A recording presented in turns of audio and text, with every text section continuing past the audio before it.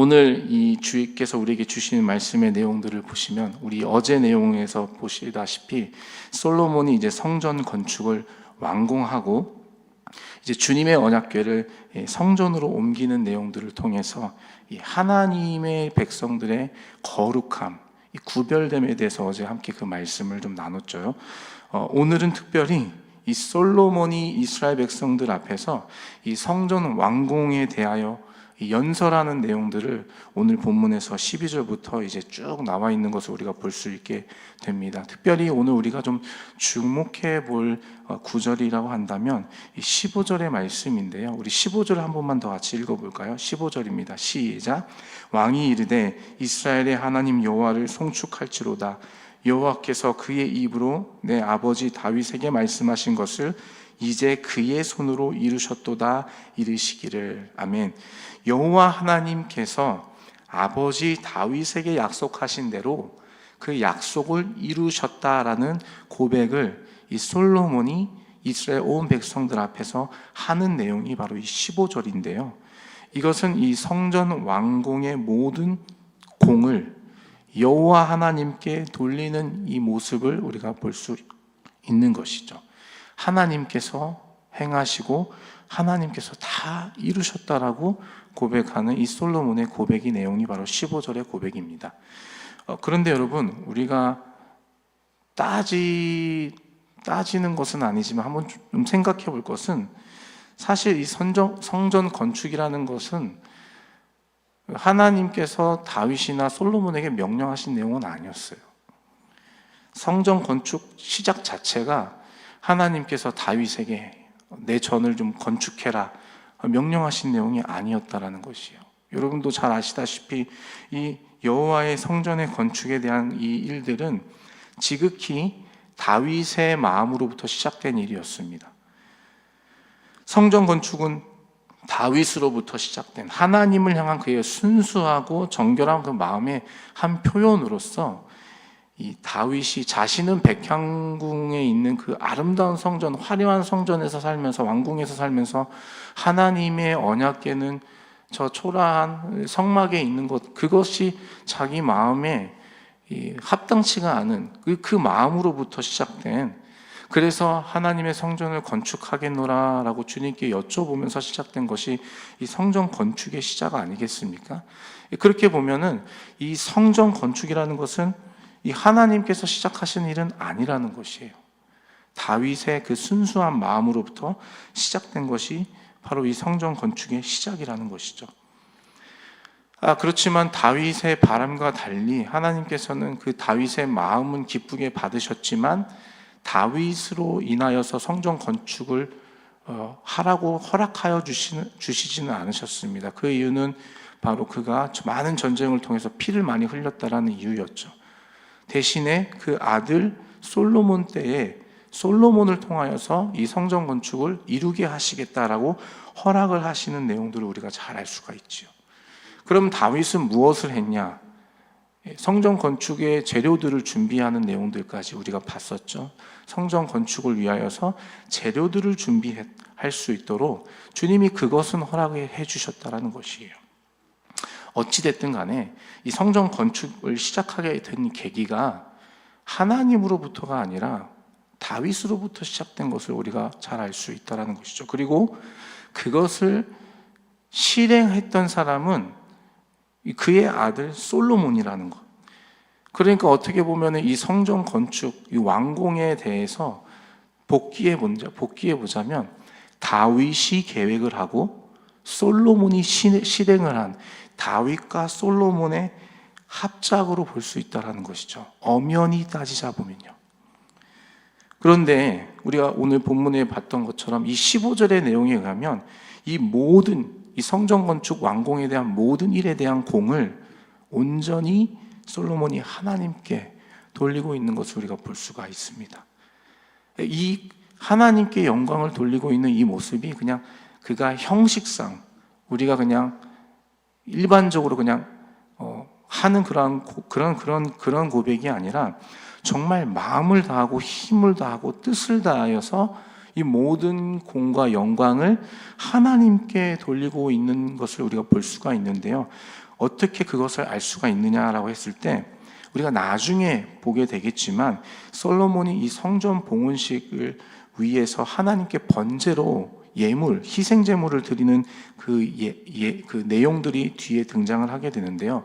그 내용을 보면 어마어마한 희생 제물과 봉헌식을 하나님께 드리는 것을 볼 수가 있어요. 소를 주님께 드리는데 소를 드리는 그 양이 22,000마리를 하나님께 올려드립니다.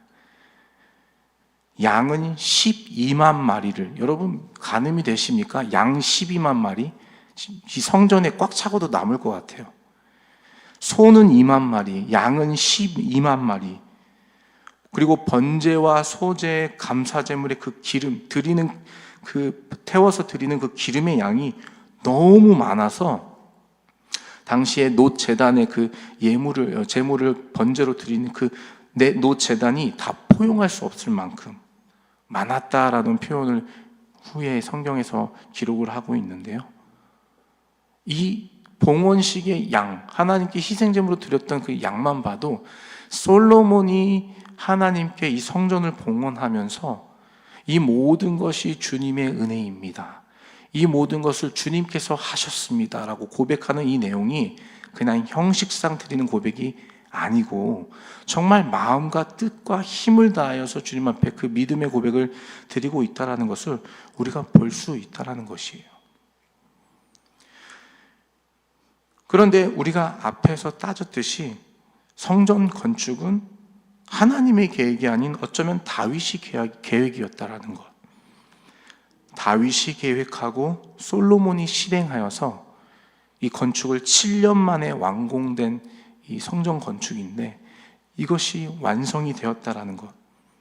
어떻게 보면은 솔로몬이 자기가 그래도 내가 이 성전 건축에 대해서 내가 잘한 게 있지, 자신의 공을 좀 나타낼 수 있을 법한데도 그는 그런 모습은 싹 빼고 온전히 하나님께 공을 돌리면서 영광을 돌리는 모습을 우리가 볼 수 있다는 것이에요.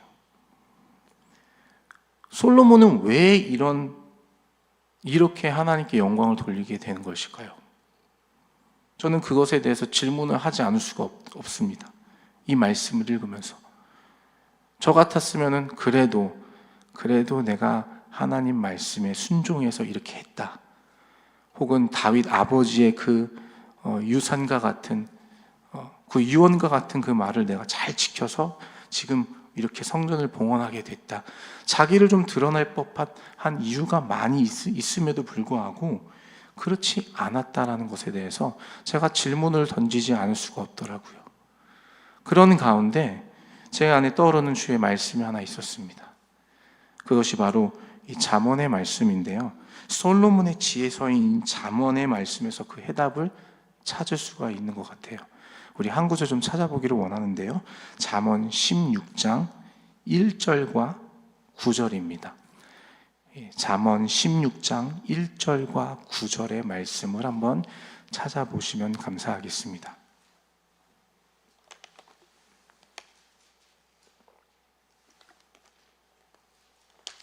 우리 다 찾으셨으면 1절 먼저 한번 읽어볼까요? 1절입니다. 시작. 마음의 경영은 사람에게 있어도 말의 응답은 여호와께로부터 나오느니라. 아멘. 9절입니다. 시작. 사람이 마음으로 자기의 길을 계획할지라도 그의 걸음을 인도하시는 이는 여호와시니라. 아멘.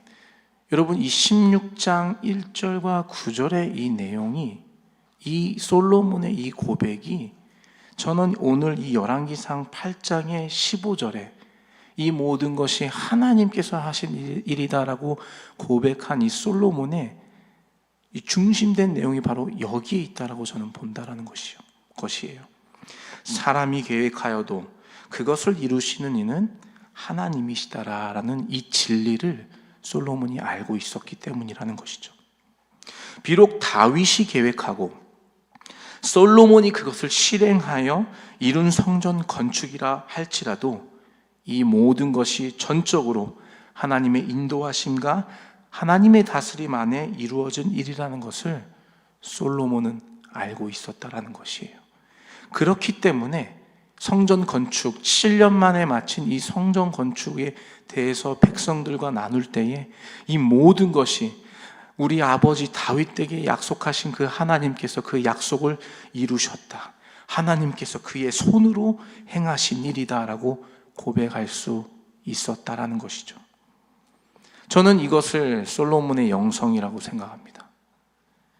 솔로몬은 인간의 모든 계획함과 또한 그것을 성취함에 있어서 하나님의 개입과 하나님의 인도하심이 있다는 것을 아는 사람이었습니다.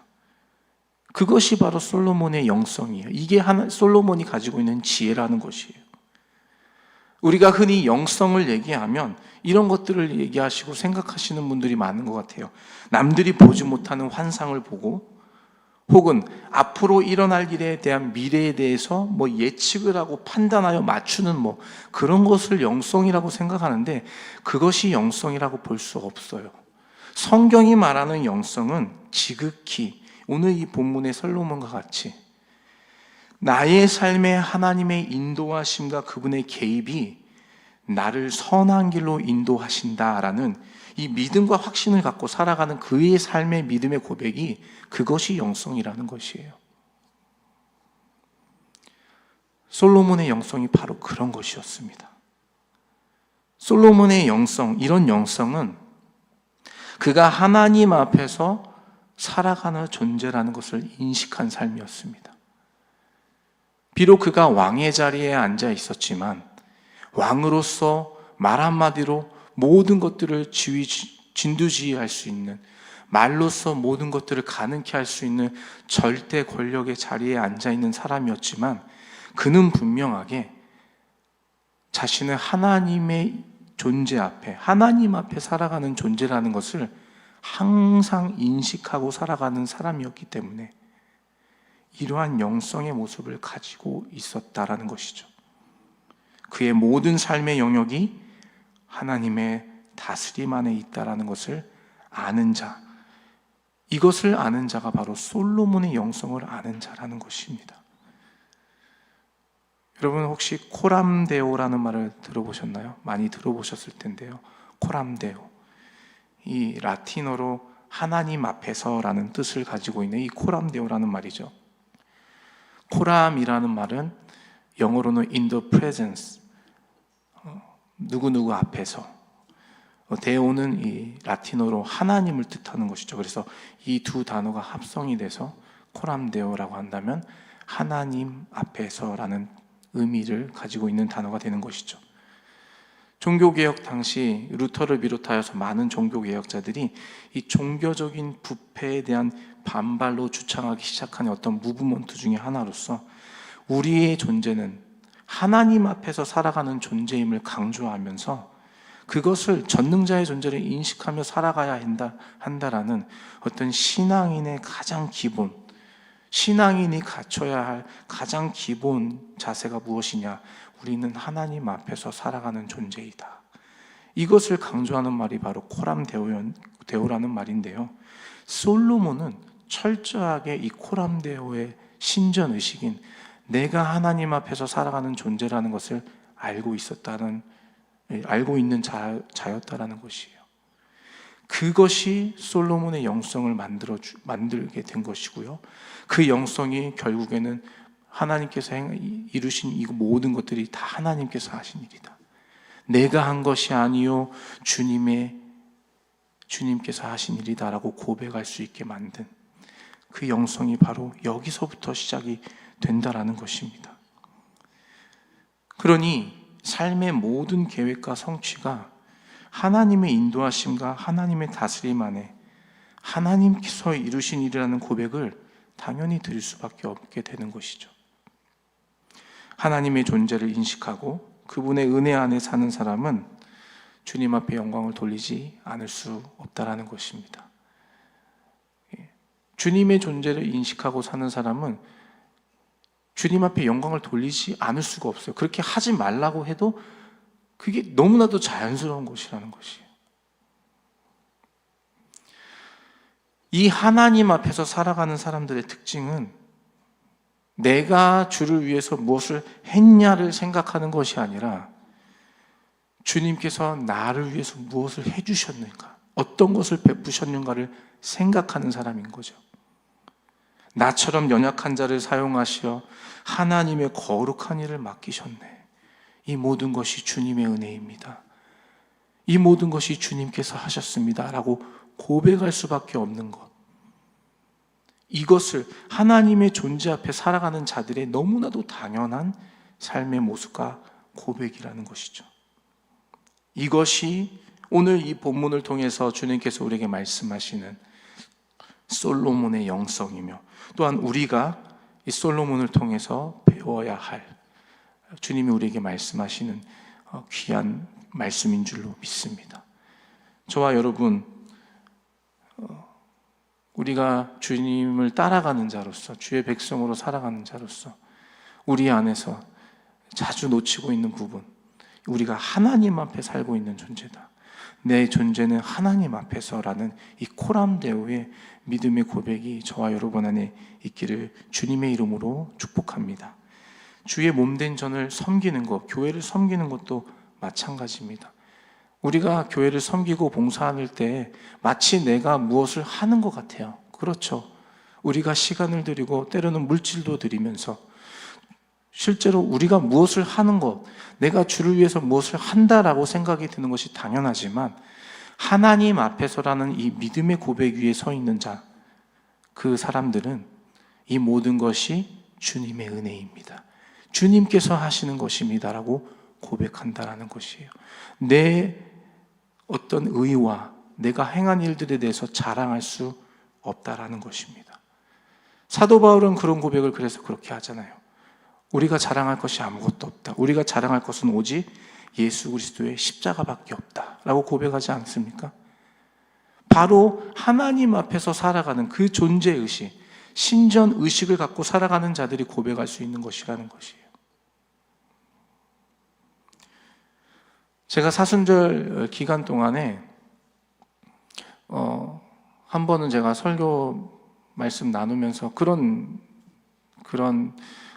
기도에 도전을 하고 있다라고 말씀드린 게 있었는데, 그게 무엇이냐면 이제 이사하는 거에 관련돼서 이렇게 기도하고 있다, 그렇게 기도하고 있으면서 하나님께서 응답해 주실 줄로 믿는다라는 어떤 그러한 고백, 믿음의 고백을 제가 한번 나눈 적이 있는데요.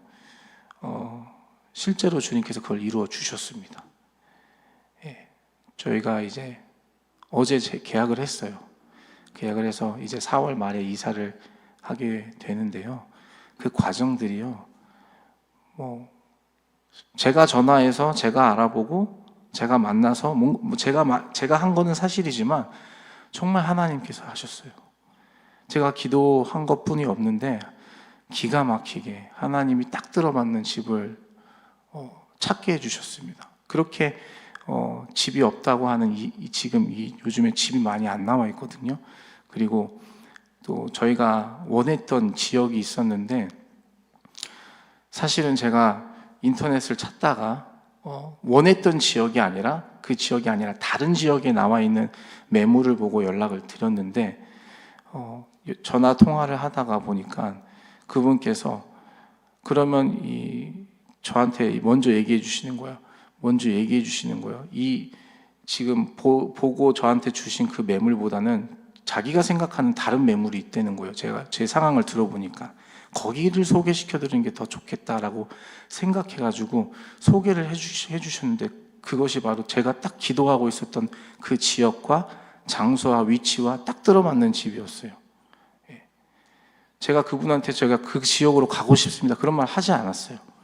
그냥 다른 매물을 보고 이제 전화를 드렸는데, 그분이 알아서 제가 보니까 선생님한테는 이 집이 난 것 같아요, 이 집을 좀 소개시켜드려도 되겠습니까 하고 소개시켜줬는데, 그 집이 딱 제가 기도하고 원했던 그 자리였어요. 이러한 일들을 제가 겪으면서 내가 한 게 하나도 없고 정말 주님이 하셨다라고 고백할 수밖에 없는 것이에요. 우리가 인생을 살면서 내가 계획하고, 또한 그 계획함으로 인하여 내가 열심을 내고, 그로 인하여 성취하는 모든 것들이 있을 것 같아요. 그런데 돌아보면 그 모든 것 또한 주님께서 하신, 하나님께서 역사하신 일이라는 사실입니다. 솔로몬은 그것을 아는 자였어요. 그리고 그 모든 영광을 하나님께 돌렸던 것이죠.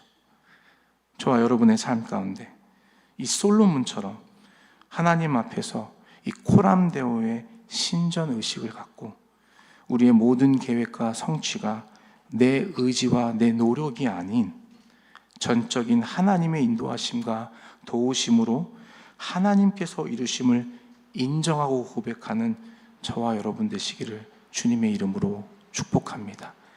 코람데오의 이 믿음의 고백 위에서 오늘도 여러분 하루를 살아가실 때에 모든 영광을 주님께 올려드리시고 내가 드러나고 자랑되는 것이 아니라 우리 하나님께서 높아지시고 증거되시는, 우리가 자랑할 것은 오직 십자가밖에 없다라고 고백한 이 사도 바울의 고백처럼 우리를 통해서 우리 주님만 높임 받으시는 오늘 귀한 우리의 삶이 되시기를 다시 한번 주님의 이름으로 축복합니다.